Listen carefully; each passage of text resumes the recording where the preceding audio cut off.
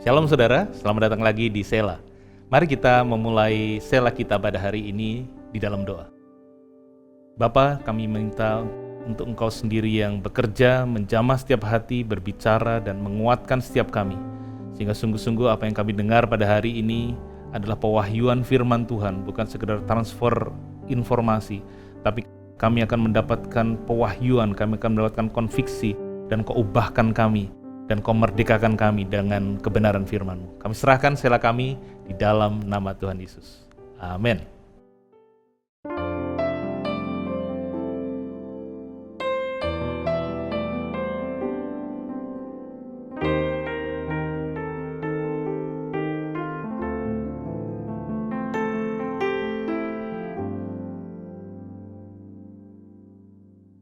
Musim akan selalu berganti,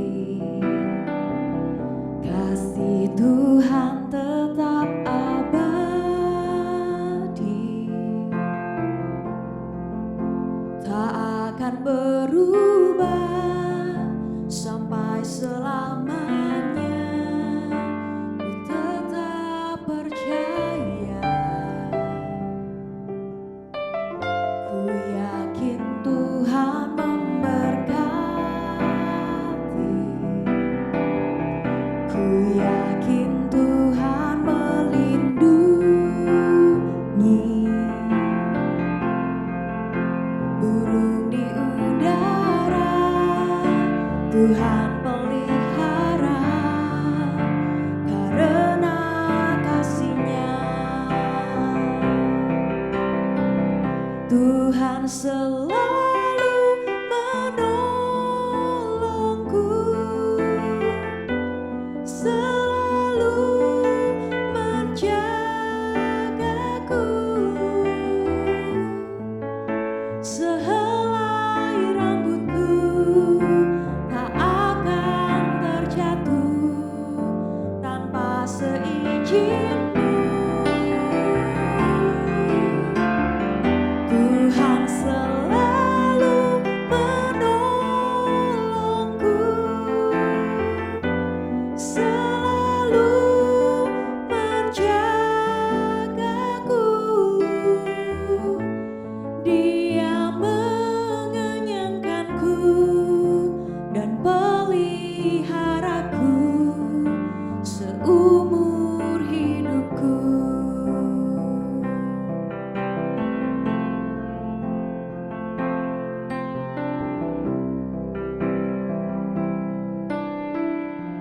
Musim akan selalu berganti, kasih Tuhan tetap abadi, tak akan berubah sampai selamanya. Ku tetap percaya,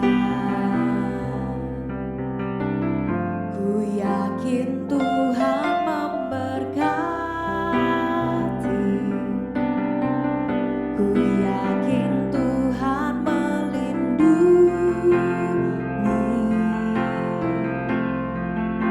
burung di udara Tuhan pelihara karena kasih-Nya. Tuhan selalu menolongku, selalu menjagaku,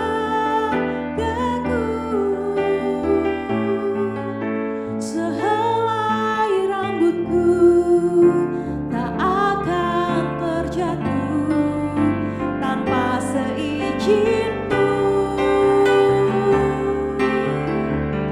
Tuhan selalu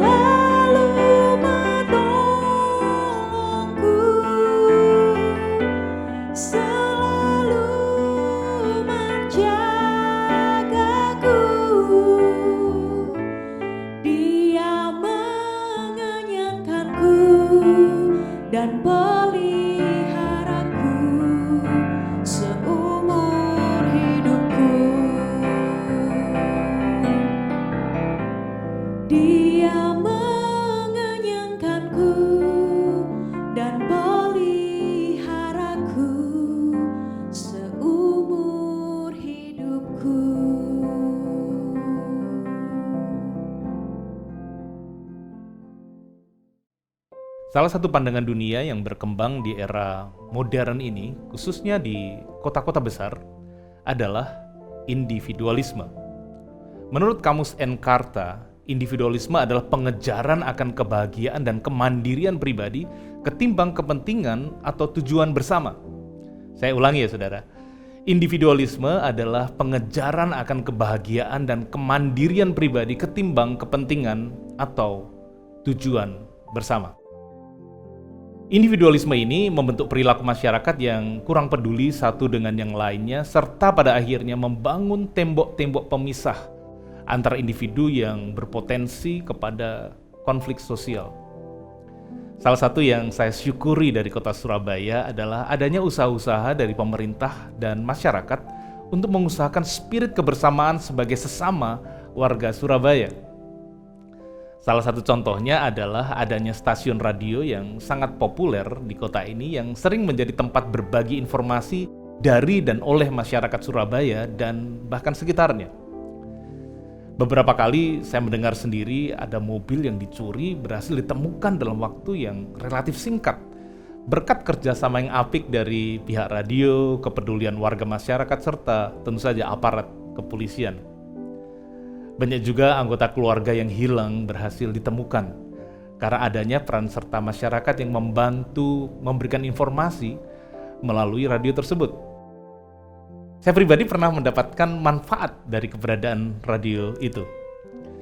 Pada suatu hari saya ditelepon salah satu jemaat yang menanyakan apakah saya kehilangan dompet saya. Karena merasa nggak kehilangan, saya katakan, enggak sih Pak. Dan saya kemudian bertanya kepada dia, memang ada apa Pak? Oh enggak, jawabnya.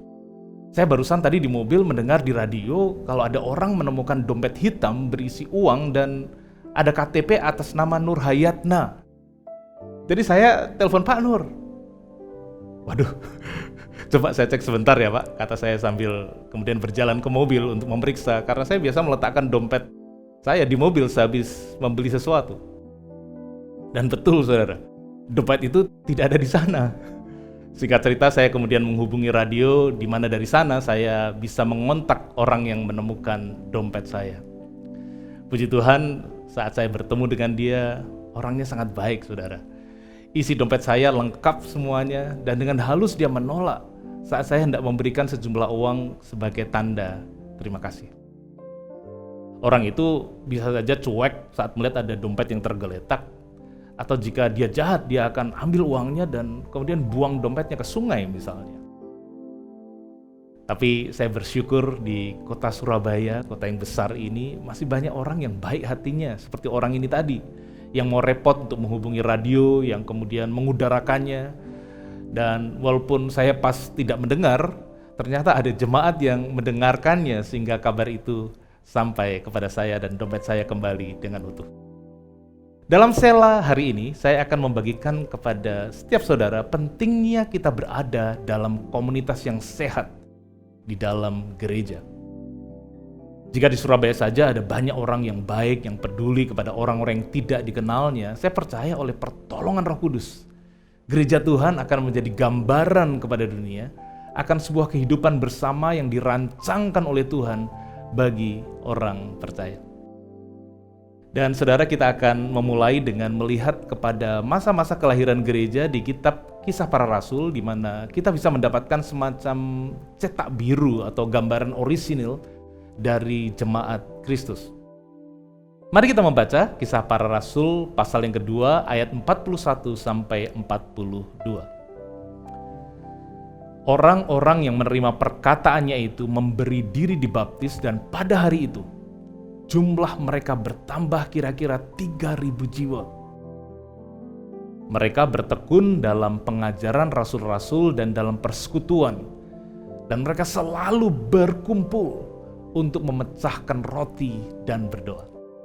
Saudara, kata mereka di ayat 41 tadi adalah orang-orang Yahudi yang mendengarkan khotbah Petrus di hari Pentakosta di Yerusalem dan kemudian memutuskan untuk percaya kepada Yesus sebagai Tuhan dan Juru Selamat mereka.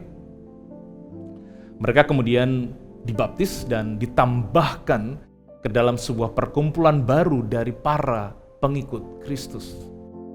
Hal pertama yang kita bisa petik dari kisah kelahiran gereja ini adalah bahwa Tuhan menyelamatkan kita secara pribadi, namun Tuhan tidak memanggil kita untuk hidup sendiri. Tuhan menyelamatkan kita secara pribadi, namun Tuhan tidak memanggil kita untuk hidup sendiri. Sama seperti seorang bayi dilahirkan dalam sebuah keluarga, setiap orang yang percaya kepada Kristus juga seharusnya dan selayaknya ditambahkan ke dalam sebuah keluarga rohani.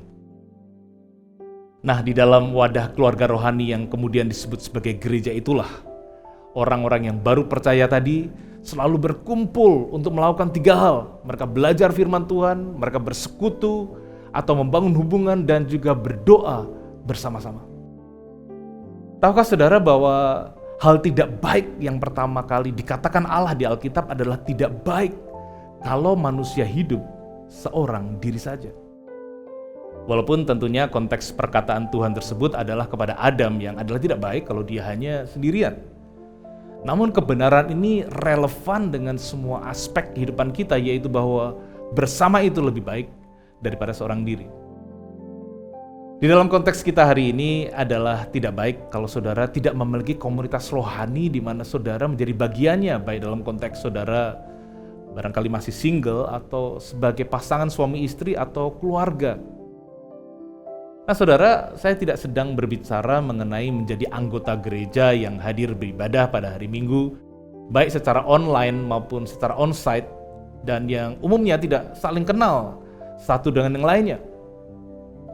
Saya berbicara hari ini di sini dalam konteks menjadi anggota aktif dalam komunitas rohani kecil di bawah naungan gereja, di mana kalau di Every Nation Surabaya kita sebut sebagai life group.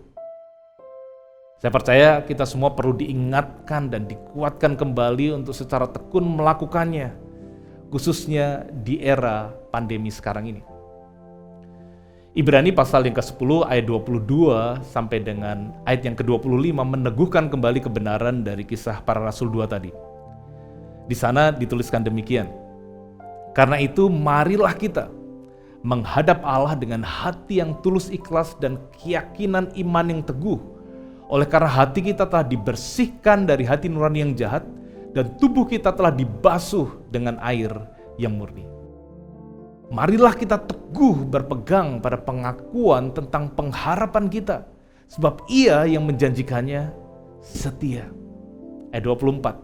"Dan marilah kita saling memperhatikan supaya kita saling mendorong dalam kasih dan dalam pekerjaan baik."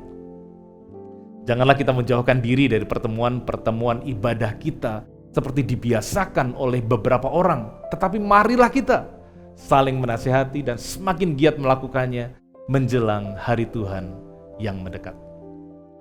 Saudara, konteks dari penulisan kitab Ibrani adalah pada waktu itu orang-orang percaya yang berlatar belakang Yahudi atau Ibrani sedang mengalami aniaya dan tekanan sebagai akibat iman percaya mereka yang baru kepada Yesus. Karena hal itu ada orang-orang yang mulai tidak lagi hadir dalam persekutuan dengan sesama orang percaya. Dan keadaan itu menjadikan mereka menjadi mulai terbiasa akan hal tersebut. Barangkali mereka berpikir bahwa yang penting mereka tetap percaya kepada Tuhan Yesus dan tidak menyangkal iman mereka. Ayat-ayat yang baru saja kita baca tadi mendorong orang-orang percaya untuk kembali bertekun dalam hubungan mereka dengan Tuhan dan juga dengan sesama di dalam konteks bersama-sama. Saudara, frasa kunci marilah kita bahkan muncul 4 kali di 4 ayat tadi. 2 ayat pertama berbicara tentang hubungan kita secara vertikal dengan Tuhan, dan 2 ayat berikutnya tentang hubungan horizontal dengan sesama orang percaya. Di ayat yang ke-22 dan 23 mengajak kita untuk kita datang kepada Tuhan dan juga berpegang teguh kepada keyakinan iman kita dengan tidak sendirian, saudara, tetapi dengan bersama-sama. Marilah kita. Tentu saja kita bisa berhubungan dengan Tuhan dan mengakui iman percaya kita secara pribadi, betul. Namun ada sesuatu yang berbeda dan tidak tergantikan saat kita melakukannya bersama-sama dengan orang percaya yang lain. Kayu bakar yang diambil keluar dari api unggun akan tetap menyala, namun lama-kelamaan apinya akan redup dan mati. Hanya dengan dikembalikan ketumpukan kayu di dalam api unggun yang menyala, api yang hampir padam itu akan bisa berkobar kembali. Saudara, di dua ayat selanjutnya, ayat 24 dan 25, di sana berbicara tentang pentingnya kita untuk tidak hanya berfokus kepada diri atau permasalahan kita sendiri. Di sana dinasihatkan untuk kita saling memperhatikan, saling mendorong dalam kasih dan dalam pekerjaan baik, saling menasihati, dan untuk tidak menjauhkan diri dari pertemuan-pertemuan ibadah. Saya mendorong setiap saudara jika tidak ada kendala atau concern kesehatan, untuk saudara hadir di ibadah minggu onsite kita di Landmark. Jika saudara mengalami kesulitan dalam mendaftar aplikasi barangkali, saudara bisa langsung daftar ke saya, bisa ke staf gereja, sebutkan nama saudara, atau juga kepada pemimpin live group saudara. Kami rindu untuk setiap saudara bisa kembali beribadah minggu bersama-sama dengan kami secara ragawi atau onsite di tempat ini. Namun secara khusus saya ingin mendorong saudara untuk menjadi pelaku firman Tuhan di dalam konteks pertemuan yang lebih kecil atau di dalam live group yang saat ini kebanyakan dilakukan secara online dengan Zoom meeting atau melalui video call. Saudara, di sanalah tempat yang Tuhan sediakan untuk setiap saudara bisa saling memperhatikan, saling mendorong dalam kasih dan pekerjaan baik, saling menasihati, dan seperti dikatakan di ayat tadi, untuk kita perlu semakin giat melakukannya di hari-hari ini. Saudara, sama seperti kebenaran-kebenaran firman Tuhan lain yang kadang tidak mudah dilakukan. Berkumpul untuk beribadah atau join di live group pun sering tidak mudah karena berbagai alasan, di mana alasannya barangkali adalah alasan-alasan yang valid. Namun pada hari ini saya mendorong setiap kita untuk mari kita melangkah dengan iman untuk mulai melakukannya. Bukan dengan motivasi untuk mendapatkan sesuatu, tapi karena kita mengasihi Tuhan dan kita rindu untuk hidup di dalam kehendak-Nya. Saya akan menutup dengan membacakan perkataan dari Tuhan Yesus sendiri berkenaan dengan hal ini di Matius 18 ayat 19 sampai 20. Dan lagi aku berkata kepadamu, jika dua orang daripadamu di dunia ini sepakat meminta apapun juga, permintaan mereka itu akan dikabulkan oleh Bapa-Ku yang di surga. Sebab di mana 2 atau 3 orang berkumpul dalam namaku, di situ aku ada di tengah-tengah mereka. Tuhan itu maha hadir. Namun secara khusus Yesus berjanji akan ada di tengah-tengah orang yang berkumpul dalam namanya. Dan jika ada Allah yang maha kuasa ada di tengah-tengah kita, maka akan ada hal-hal yang luar biasa yang bisa terjadi di sana. Kuasa dari pertemuan orang percaya bukanlah pada pertemuannya, bukan pada orang-orangnya, tetapi pada Allah dan kebenarannya yang ada di sana. Mari kita berdoa, saudara. Bapa dalam surga, kami mengucap syukur untuk kebenaran pada hari ini. Untuk kami tidak lalai, untuk kami tidak menjauhkan diri dari pertemuan ibadah kami. Untuk kami memenuhi panggilan Allah, untuk kami menjadi orang-orang yang tidak hanya hidup sendiri, tapi kami bersekutu, kami boleh saling menasihati, saling menguatkan, untuk kami boleh saling membangun satu dengan lainnya.